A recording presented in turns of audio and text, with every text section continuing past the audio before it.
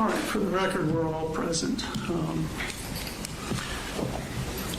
I can safely say never before have I found my position less enviable than I do today.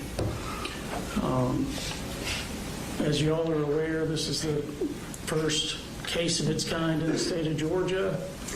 As far as I'm aware, it's the second case of its kind in the nation. And what we're really referencing is this new phenomenon of parents being charged in conjunction with crimes that their children are committing. It's a divisive case. It's a divisive type of case where a parent is charged in conjunction with the crimes their children committed. And Mr. Gray committed crimes, but his crimes are tethered to the tragedy committed by his son. And that makes the situation a little unique. I'll point out the first 39 witnesses of Mr. Gray's trial did not mention Colin Gray. They did not testify about anything that Colin Gray did. It was the tragedy that he's tethered to from Colt. Now again, Mr. Gray committed crimes and he was convicted because of his failure to act and intervene. I want to talk for a second about just some principles in American justice. The highest level of criminal responsibility or culpability is for someone who willfully, knowingly, intentionally commits a crime.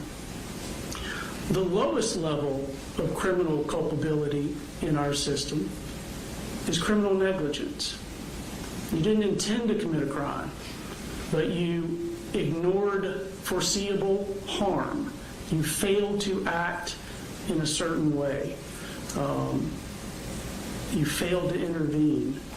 And there's an easy example. Take a premeditated murder. Someone plans a murder.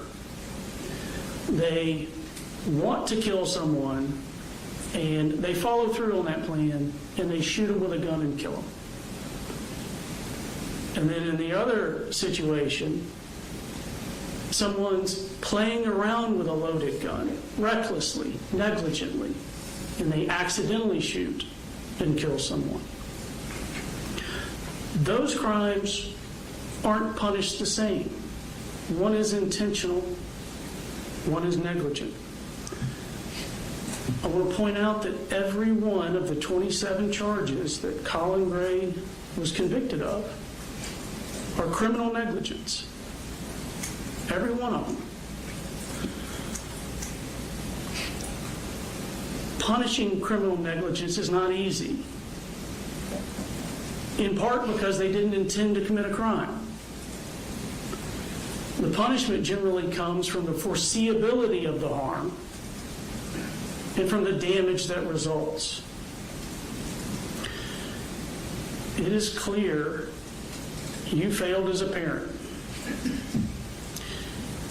You did not provide a stable household. You did not have things in check with Marcy's issues and what the kids were being exposed to. You did not have Colt in activities that a boy should be in, where he's making connections with other children in person, where he feels loved, where he feels accepted. You didn't monitor what was going on with him in the computer. You didn't have him in school. He was in your care his entire 8th grade year, and he didn't go to school. And what did he do each of those days he should have been in school? He watched and rewatched the school shooting trial of Nicholas Cruz. He fell deeper and deeper into this obsession when he should have been in school every day. And that was a failure on your part. You didn't get him mental health counseling when it was obvious he needed some.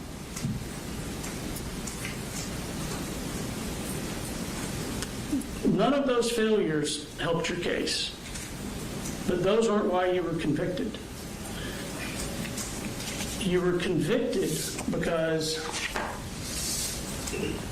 the warning lights were flashing brighter and brighter, and you didn't get him help, and you didn't remove his access to the guns. I recognize that no parent believes that their child is capable of committing a heinous crime. No parent thinks that their child is going to be the next school shooter. But it became more and more obvious that something bad was going to happen. At a minimum, you should have believed that Colt would commit suicide. And you failed to do the simplest things to prevent this. You had gun locks, and you didn't use them. You could have got $100-something safe and put the guns in the safe. If you had done that, you wouldn't be here today. You could have removed the ammo and the magazines from the house, and if you'd done that, you wouldn't be here today. You could have let someone else hold the guns while you got Colt help. If you'd done that, you wouldn't be here today. If you had done any of those things, Miss Yeremy, Mr. Aspinwall, Mason, Christian would be here today. And your negligence didn't arise in an instant. It was repeated day after day. The entire first month of school was an opportunity to remove the guns to get Colt help. And you failed.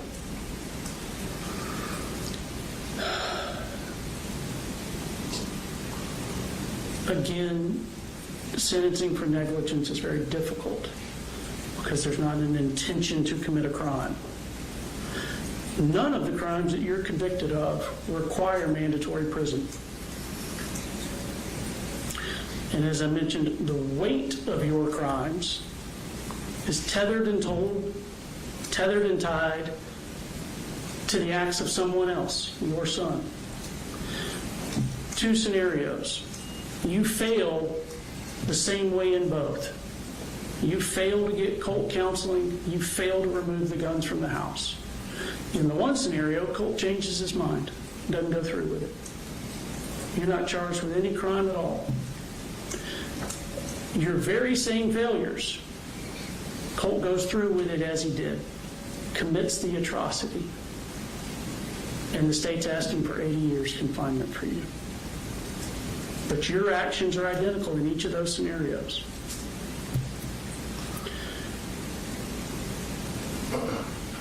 My heart aches for everyone that was there that day, for all of you that have been impacted by it. But the law requires that I set aside emotion. I don't get to sentence with passion. I have the nearly impossible task of sentencing you without passion, despite the immeasurable heartache that you've caused.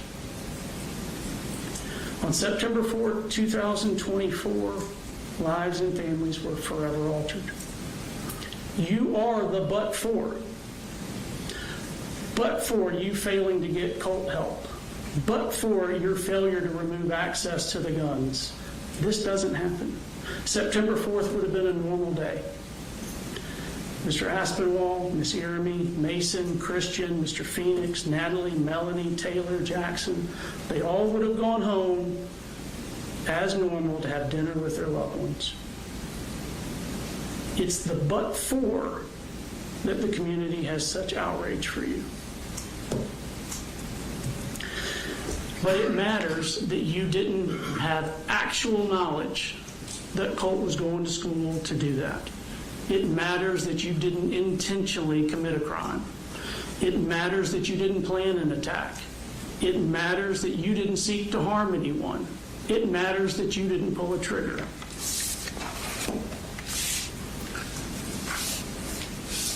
As I indicated, all of your crimes are a form of criminal negligence. None of them require mandatory prison.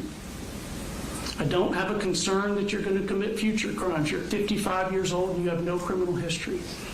You didn't intend to commit these crimes that you've been convicted of. But the loss here is profound.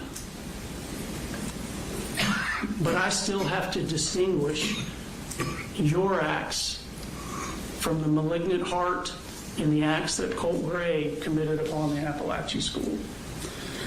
For each of the murders in the second degree, I'm sentencing you to 15 years in confinement concurrent with one another. For each of the involuntary manslaughters, I'm sentencing you to 10 years confinement concurrent. For each non-merging cruelty to children, I'm sentencing you to 10 years in confinement concurrent. For each non-merging reckless conduct charge, I'm sentencing you to 12 months confinement concurrent. This is an aggregate sentence of 15 years in prison. I'm going to have the sentence filed presently. I want to advise you, I'm required to advise you that you have certain post-conviction appellate rights. You have the right to a court-appointed attorney if you need one, to file a direct appeal or a motion for new trial. Those have to be filed within 30 days of today's date. You have a right to file a petition for habeas corpus to challenge any violation of your constitutional rights or any legal errors. That has to be filed within 4 years of today's date. You have no right to a court-appointed attorney for a habeas corpus petition, as it's a civil proceeding. I'll ask defense counsel to file a placeholder motion for you.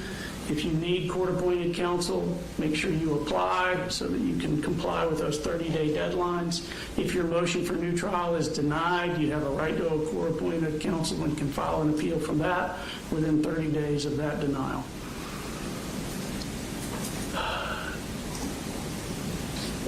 This only closes the legal chapter of this horror. The pain, the heartache, they continue. I understand that. I hope all of you know that this community loves you, and I ask that God gives you peace. Thank you. We're adjourned.